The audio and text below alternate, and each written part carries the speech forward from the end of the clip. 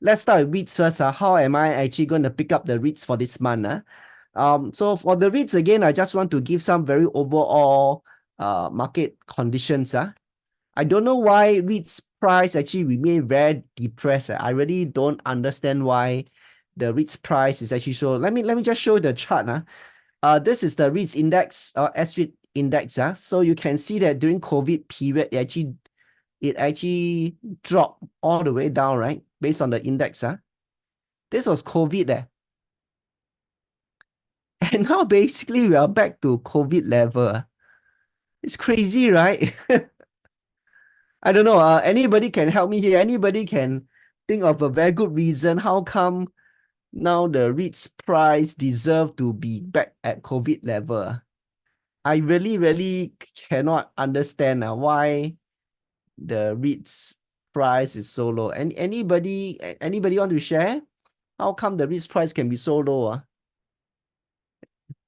Anybody got any insights or just want to share? High interest rate. Okay, thank you so much. One is high interest rate. Okay, thank you so much. Sure. But later you'll see, in fact, the rental also went up. Okay, the rental also went up. And of course, yeah, I agree that the high interest rate should affect, but should it go back to the COVID level? That is something that I really cannot comprehend. So anyway, that's me. So of course, this kind of pricing, so to me, it's just that anyway, for REITs, I'm just doing dollar cost averaging. I'm just doing long term. Basically, I don't see a reason to stop the dollar cost averaging. Okay, so my REITs plan is dollar cost averaging. The only reason for me to sort of stop the dollar cost averaging plan is when the REITs price is too high. So when situations like this, of course, I think it makes sense to still continue my dollar cost averaging. If you actually want to ask me, can the price go lower? All this, I seriously, I cannot answer already. To me now, the price is already very attractive. Later, I'll show you. But of course, as in all the time, Mr. Market can always can behave irrationally. When you thought that it's the lowest, maybe can go lower, but we don't know. But like I said, based on my strategy, I'm not there to catch the lowest because it's impossible. Okay. So anyway, like I said, to me, it's not justifiable. Okay. But that's my own opinion. Just opinion. So same thing, I have actually, if you can recall in February, I actually shared with you all my REIT selection criteria. So nothing has changed. I'll still stick to these few criteria. Non-US REITs or non-US property REITs. The only exception is data center. I'm okay with data center because data center is housing the servers. So I think that was still okay. But in terms of the property for human one, as long as US related, I am still not touching. I think someone shared an article, maybe work from home. Actually, a lot of some US companies, they are encouraging their staff to come back already. So that's good news. But I still think it's quite risky, or in fact, I think there are better stocks, there are better REITs with lesser risks. So I'm still not looking at it yet. So these two quite standard, gearing less than 40%.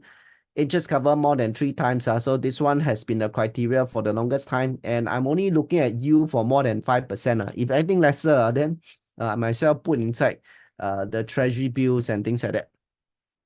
Okay, so this is how I actually select. And what I have done here is this. Maybe I just show you since I think I have some time today. What I do is I just go to readdata.com to sort of help me sieve out. Okay, so help me sieve out. So I just sort by yield, right? Okay, so you can see anything that is below 5%, I'm not going to touch. Okay, like this few REITs, I'm not going to touch. Below 5%, I'm not interested. Then those got US one, or US one I'm not touching, like for example, Prime, Capital, ARA, all these US one I'm not touching. Then things like for example, Capital Retail not interested because 41%, as you can see here. Okay. So yep, I started with Sesua downwards. Okay, Sesua read downwards. So this is how I zoom in. Sesua downwards to actually scope up some of the REITs that I will consider for today. Okay. So just to give you a sense. Okay, the next thing is the first cut is, as per what I mentioned just now, REITdata.com. Those US one don't touch. Those less than 5% don't touch. Then those gearing more than 40% don't touch. So this is the list I actually come up with. Then next thing what I did is I did a little bit of tedious thing. So yep, you may actually want to keep this slide. So I've actually done some tedious work. So basically I just go in one by one. I go in every individual REITs one by one to actually see whether did their net profit income did it go up or come down. Okay, NPI. So what is NPI? NPI is just basically the rental income minus off the cost of rental. Okay. So it just shows that whether the rental did go up. So rental income minus the cost of rental. So that is net property income. So we can see, in fact, hey, most of the NPI actually went up. Okay, so yes, interest rate went up, but then actually the rental also went up, as you can see. So the only three that came down is Daiwa, Fraser, and Fraser Center Point. So obviously, these three I will strike out already. Okay, strike out already. I have actually sort them based on you. Okay, I've actually sort them based on you. And yep. Then of course, I will eventually strike out the three that actually down. Okay, but the funny thing here is this, I don't know whether funny is the right word. The DPU for all of them actually came down. Okay, so the DPU, yep, NPI went up. Okay, but DPU for all of them came down. So yes, interest rate actually still have some impact. Okay, interest rate actually still have some impact. Some is actually due to Forex. Some is actually because they have more units. Yeah, but that is the situation right now. So, yep, I agree that the REITs, by itself, if you just look plainly from a DPU perspective, it's not performing very well. So just now, when I actually look at this chart, my question is this: yes, I know REITs are not doing very well, but does it justify for the price to go back to COVID level? So that was my line of thoughts. Okay. So which of course I think that no, that not doing well, but I don't think it should still, the price should be so low until COVID level. Okay. So that means for the past few months when I look at REITs, so basically CICT, Escort, not Keppel, these three are CICT. Okay, so for those who actually want NPI up, DPU up, so far in this year, I only found three CICT, CapitaLand Integrated Commercial Trust, Escort, and Far East Hospitality Trust. So 1, 2, 3. Okay, so for those who actually want to go for REITs, whereby net property income up, the DPU, dividend per unit up. Okay, only these three, CICT, Escort, Pfizer, which we have actually done in our previous month. Okay, February, I think February we did 2. March, we actually did Kappa and Far East. Kappa also DPU down, but Far East DPU is up. Okay, Yeah. So these are the three that if you have not considered, I think these are the three will be my favorite lah. So precisely why I actually look at them first during the February and March. How is DPU calculated? Basically, DPU is the dividend per unit lah. So after later I have a table. Then it's actually easier for you to see. Maybe Chan, you just hold your horses for a while. Later there will be one table. Then it's easier for you to see how it's been calculated.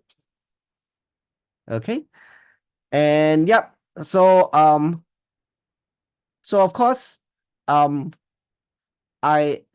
want to be diversified as much as possible lah. So assuming that last month I already buy CICT, let's say February I already bought CICT and Escort, then March I already buy Keppel and Far East. So I want to be as diversified as possible. So even let's say, for example, you ask me, hey, I want to buy something that is NPI up and DPU up. Okay.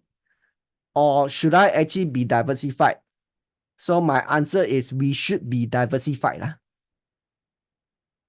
Okay, so I repeat. So let's say, for example, if you have been following, let's say February you bought CICT and Escort. Then March you have bought Far East Hospital Trust, for example. And today you want to find another REIT that is NPI up, DPU up, cannot find.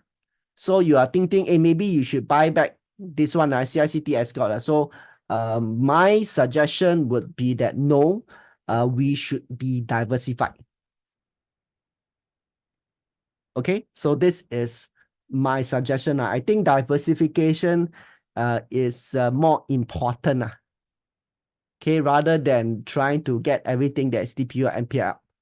Okay, so that is my point of view. So personally for this month, I would actually choose Frasers Logistics and Commercial Trust and Mapletree Industrial Trust. So reason being that like I say, I want to be cautious. I want to go for branded names, branded REITs. So like, for example, Seswa, Star Hill, Ames, to me, I personally classify them more like grade B. Grade B REITs. So because of their sponsors. So whereby, Frasers, Mapletree are more or less considered a grade A. So again, these are very subjective grading. So this is my subjective personal grading.